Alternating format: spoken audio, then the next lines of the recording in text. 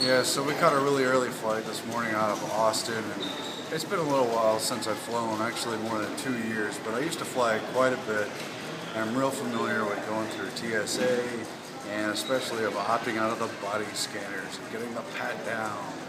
But it sure was exciting this time.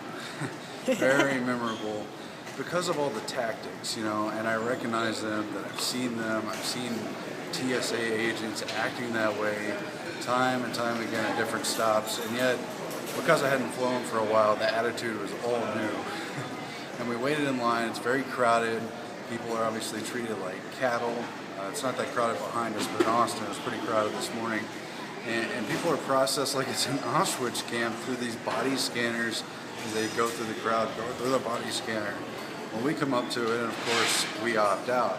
But we don't just go through the metal detector and then get patted down and move on with our life like I've done in so many other airports.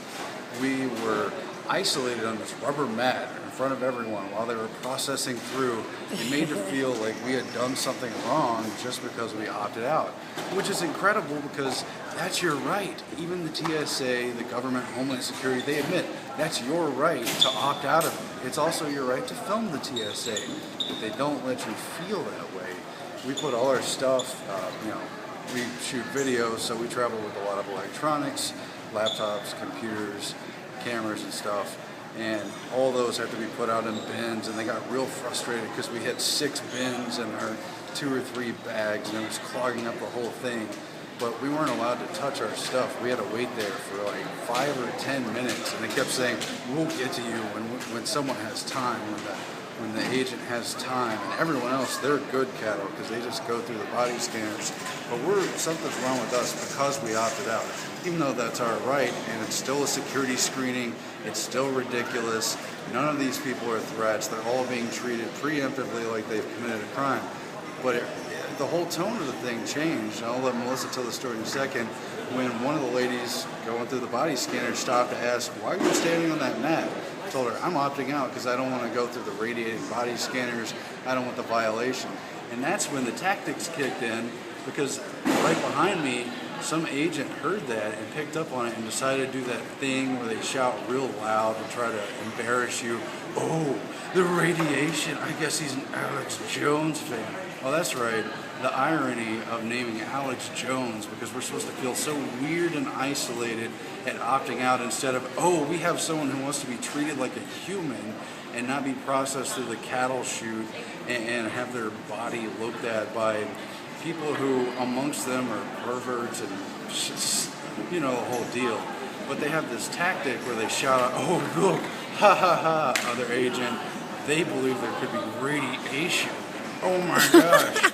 I guess I've never heard of the electromagnetic frequency, where everything, including visible light, and all the things on both sides of the frequency you can't see are all radiating, and different radiating wavelengths interact with your body, living things on the planet differently according to the particularities of those things. And the particularities of the body scanners, well, it's cause for alarm. It needs to be looked into further, particularly since Boston Logan, which was one of the first airports to get body scanners, because that's where some of the terrorists got on the plane, well, they found a cancer cluster there, where there's a cancer cluster of TSA agents who'd been around those machines apparently getting cancer. Until that didn't exist anymore, and they covered it up and acted like it never happened.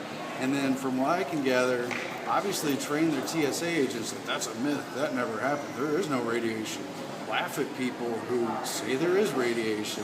And they had this whole attitude as we stood there in this little mat with people milling all about us, and we waited 5 to 10 minutes, and they laughed at us from beyond. And then finally, a lady who I guess otherwise would have been a prison guard was like, let's go, it's your turn.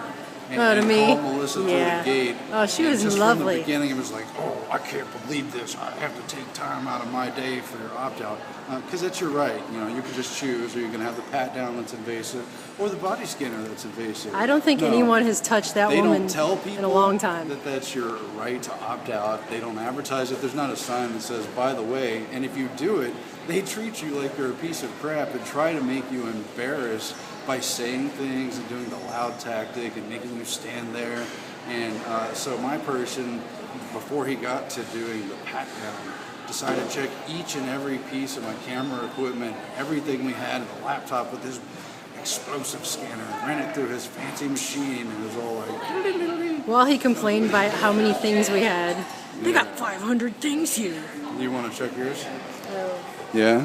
So it was just weird because this is somehow still America, we right? haven't slept all night and we're tired anyway. It's like, you know, you have to go through TSA.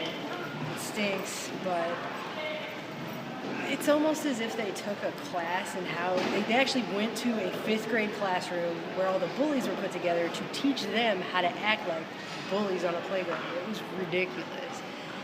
And like I said a minute ago, I don't think the woman who got anywhere near me with her attitude, I don't think she's been touched in a loving way by anyone in probably years and years of her life. I felt very sorry for her. But yes, they singled us out on a special mat, and then they did that thing, we've got one for opt-out female, one for opt-out male. Like, they got to yell it, because that's supposed to intimidate you. And then as soon as Aaron mentioned to this person that, oh yeah, we're opting out because we don't want to be radiated, then the guy was like, they think it's radiation here. And they had like a whole conversation. And it's really weird because I've flown out of airports all around the country various times in my life since 9/11. And Austin Airport in particular is the only one where they've told me to my face now multiple times, the TSA, that it is not radiation, it's not an X-ray.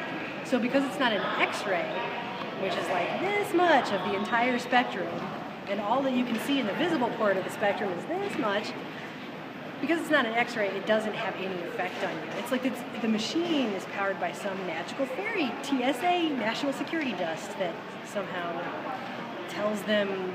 And then you watch the videos on YouTube where the guy like walks right through with all kinds of weapons because they're totally pieces of crap what Michael Chertoff got put in and made all kinds of money off of. So it's just, it's extra ridiculous when the guy, it's like he had a whole spiel of intimidation, like if he tried to passive aggressively talk bad about us behind our back, literally standing like behind our backs, literally. Yeah. What a wimp, I mean, you know. And if he did that, then somehow we would go, oh, I'm sorry, you're right. I'll go herd myself right through this cattle machine and let you radiate me because you obviously know so much more about it. I mean, and their blue uniform doesn't magically make them exempt from the issues. No. I had one ask me when I was opting out, and I explained to him my concerns, and he just straight up told me, "You read too much."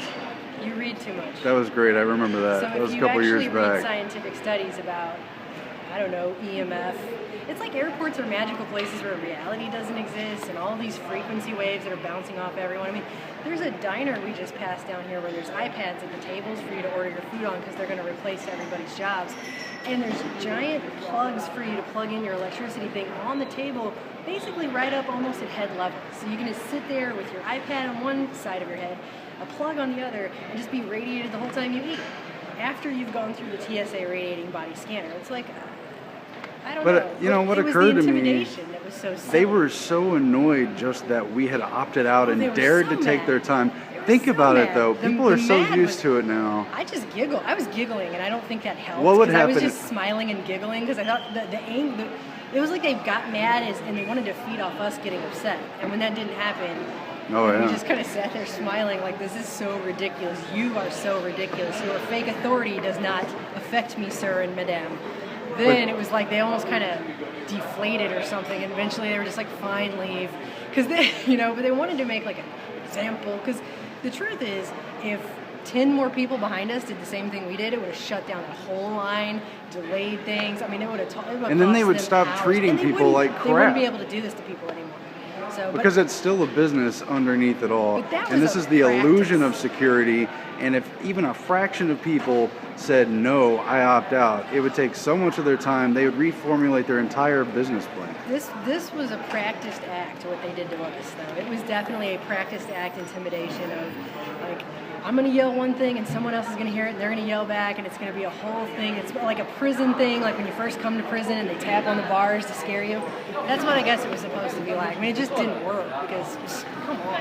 I got things to do. If I'm getting on a plane, it's because I have to go somewhere and not deal with you. It's dehumanizing, but what really gets me is how much the people in blue uniforms buy into their own power and It's the actually only power they actually enjoy controlling No, it's people. all they have. And I really It's hope very they break sad. through it, because it's a very tiny ceiling above their head. It's a very small existence. It's So, it was amazing just to get to travel again in free America.